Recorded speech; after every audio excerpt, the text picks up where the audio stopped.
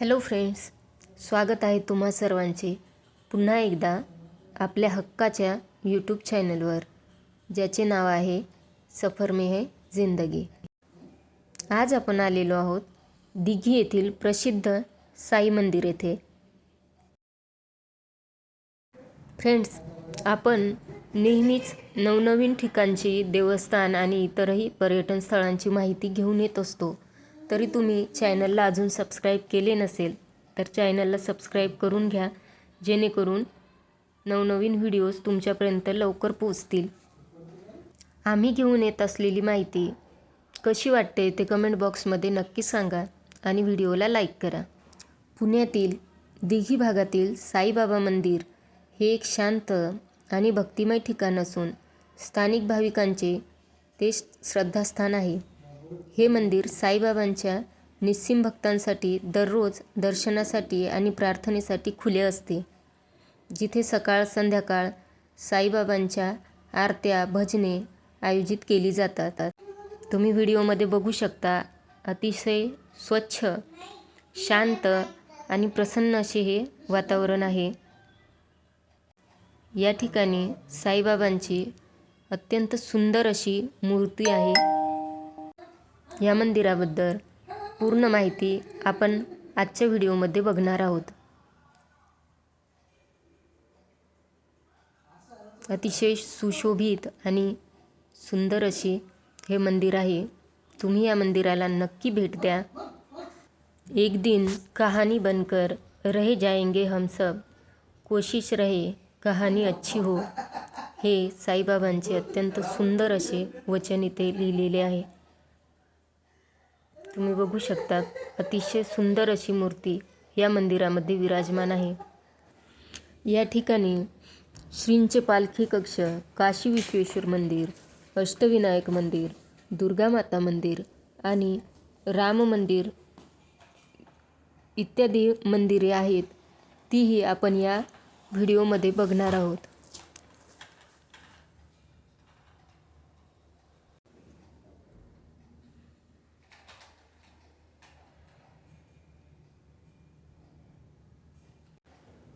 चला तर मग आपण काशी विश्वेश्वर मंदिराकडे जाऊयात। येथे साईबाबांची विभूतीसुद्धा ठेवलेली आहे, जी भक्तगण घरी घेऊन जाऊ शकतात। यातली थोडी थोडी विभूती भाविक भक्त आपल्यासोबत नेत असतात।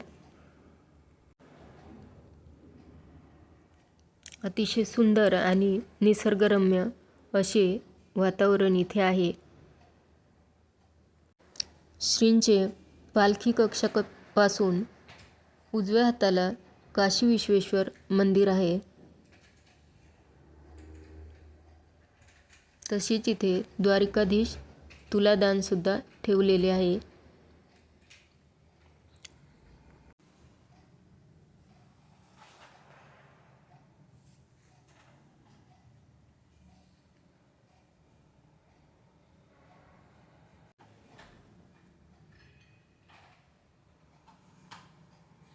या ठिकाणी दररोज काकड आरती आणि दुपारी व संध्याकाळी धूप आरती केली जाते।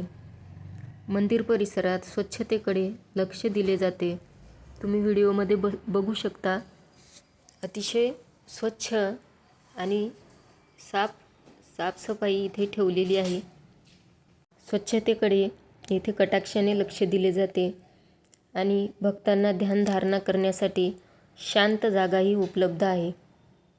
सहसा हे मंदिर पहाटे 6 ते रात्री 9 ते 10 वाजेपर्यंत भाविकांसाठी खुले असते।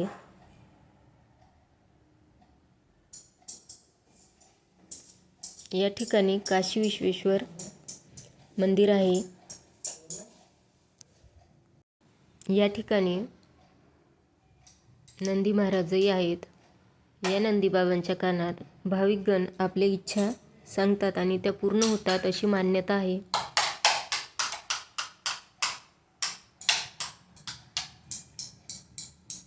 तुम्ही बघू शकता, अतिशय सुंदर असे शिवलिंग या ठिकाणी आहे। हे मंदिर दिघी, वडमुखवाडी, चरोळी या भागातील आणि आजूबाजूच्या परिसरातील भाविक भक्तांसाठी एक मोठे श्रद्धास्थान आहे. अतिशय प्रसन्न असे वातावरण या ठिकाणी आहे. सुंदर आणि कोरीव बांधकाम केलेले आहे या मंदिराचे. या ठिकाणी भाविक भक्तांसाठी महाप्रसाद सुद्धा असतो.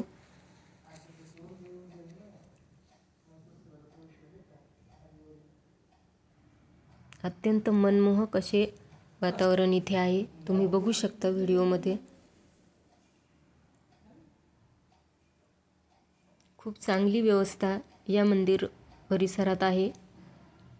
तुम्ही कधी गेला आहात का या ठिकाणी? गेला असाल तर तुमचे काय अनुभव आहेत ते कमेंट बॉक्समध्ये नक्की सांगा. आणि व्हिडिओ कसा वाटला, ही माहिती तुम्हाला कशी वाटली तेही सांगा. श्रींच्या पालखी कक्षाकडून काशी विश्वेश्वर मंदिरामध्ये जाऊन दर्शन घेऊन आपण आता अष्टविनायक मंदिराकडे जाणार आहोत.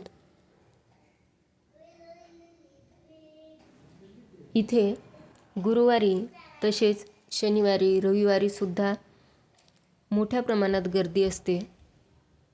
अनेक भाविक भक्तगण इथे दर्शनासाठी येत असतात.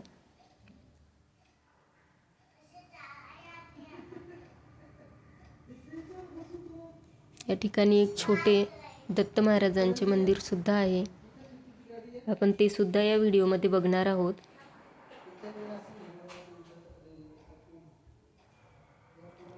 आता आपण आलेलो आहोत धुनी मंदिरमध्ये. श्री सद्गुरू साईबाबांनी शिर्डीत द्वारकामाई येथे 1861 मध्ये जी अग्नी प्रज्वलित केलेला होता, त्याच धुनीमधून अग्नी आणून दिनांक 20 जुलै 2012 मध्ये या ठिकाणी प्रज्वलित केलेला आहे. तेच हे धुनी मंदिर आहे.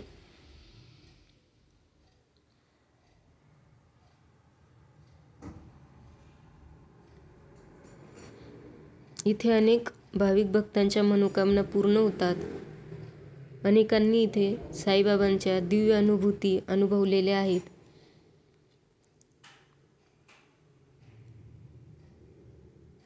अतिशय शांत असे वातावरण या मंदिरात आहे.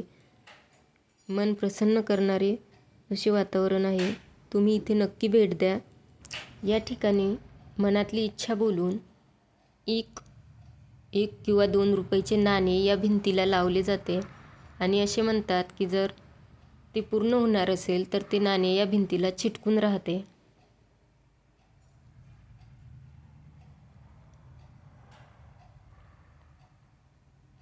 इथे साईबाबांचा एक जुना फोटो सुद्धा ठेवलेला आहे. आता आपण अष्टविनायक मंदिराकडे जाणार आहोत. महाराष्ट्रातील अष्टविनायक म्हणजेच पुण्याच्या आसपास असलेल्या 8 प्राचीन व स्वयंभू गणपती मंदिरांची पवित्र यात्रा होय. त्या 8ही गणपती बाप्पांचे दर्शन आपण याच ठिकाणी घेऊ शकतो.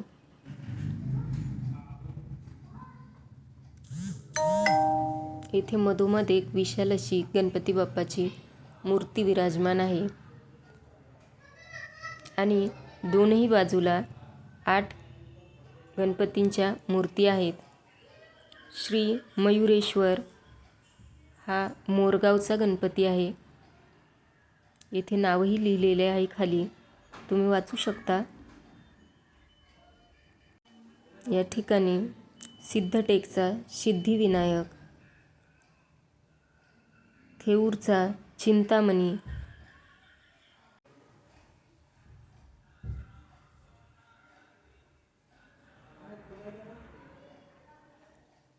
पाली येथील बल्लाळेश्वर,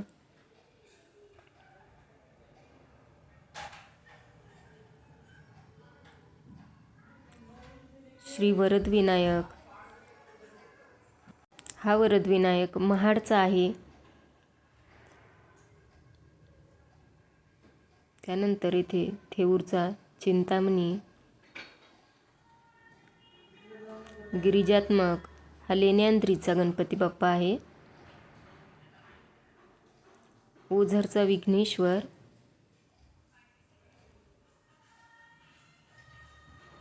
आणि रांजणगावचा महागणपती असे 8ही गणपती इथे तुम्हाला पाहायला मिळतील. तुम्ही एकाच ठिकाणी अष्टविनायकांचे एकाच वेळी दर्शन घेऊ शकता.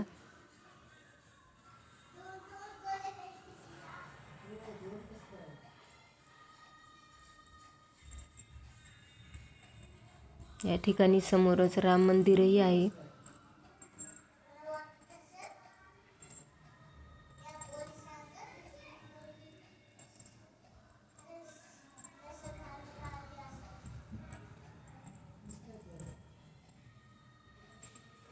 अष्टभुजा माता भगवतीचे दर्शनही आपण इथे करू शकतो.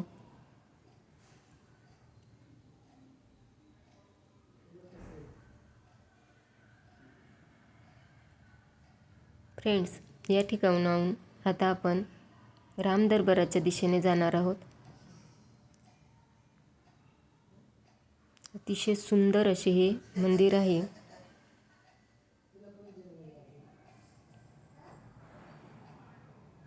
दिघी पोलीस स्टेशनच्या अगदी जवळच साई मंदिर आहे.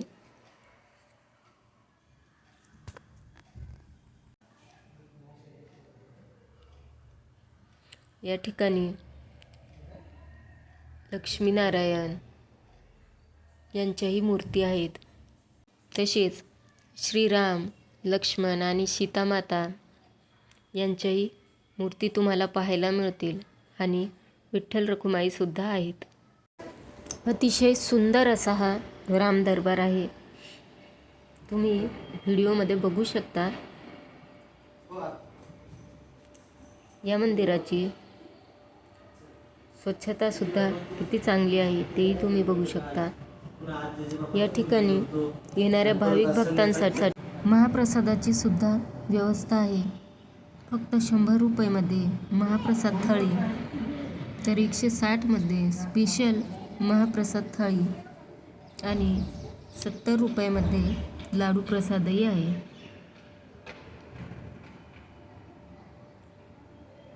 या ठिकाणी श्री दत्तगुरूंचे एक सुंदर असे मंदिर आहे.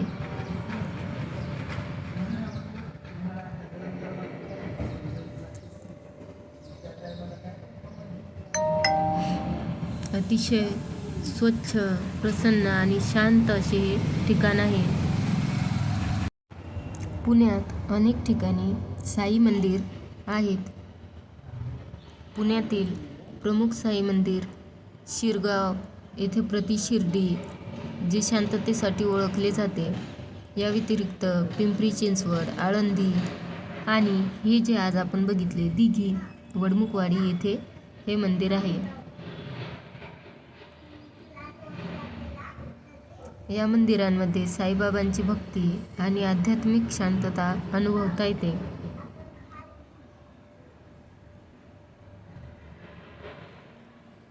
अतिशय सुंदर, शांत आणि प्रसन्न वातावरण या ठिकाणी अनुभवायला मिळते.